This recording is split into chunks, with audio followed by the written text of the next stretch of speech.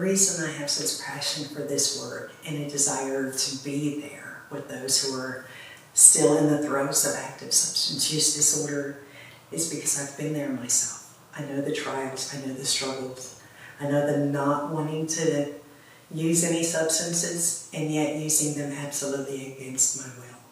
And feeling like every time I try to communicate to somebody that I don't want to, and yet I can't stop.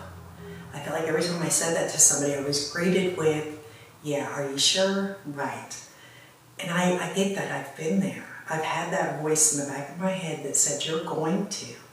And I've literally watched my body do the thing I told myself all day I wouldn't do. And be in here yelling, what is wrong with you? Have you lost your mind? Are you crazy?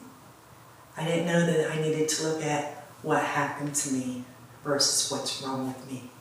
What keeps me going is when I'm in some of the formal education with students, with folks who have little knowledge and understanding about the disease, hearing them talk about their concerns for their loved ones, their friends, their family, their community.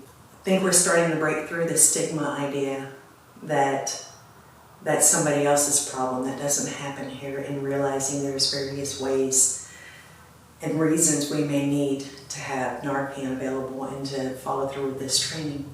The ones that come to me and they're emotionally distraught, and they look and they say, listening to your story and hearing you share, I have hope for those that I'm going to encounter in my family or in my line of work. People are dying because of judgment, ignorance, lack of education, lack of understanding, fear of asking questions because they may be labeled something. Nobody has to die. There's too much information out there. Good. The impact of stigma on the disease of addiction kept me from asking for help, kept me from reaching out.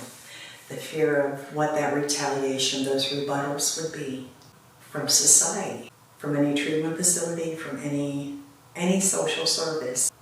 The stigma keeps a lot of resources from not being utilized. Recovery is incremental. It takes a lot of patience, sometimes tolerance, forgiveness, compassion. As we continue to carry Narcan, provide harm reduction services, you are sending the message to folks like me that you care, because I have a disease that says nobody loves you and nobody cares about you. You provide me the services and you're there when I need you, and you love me right where I am, allows me to realize there is hope for my life too, and change is possible.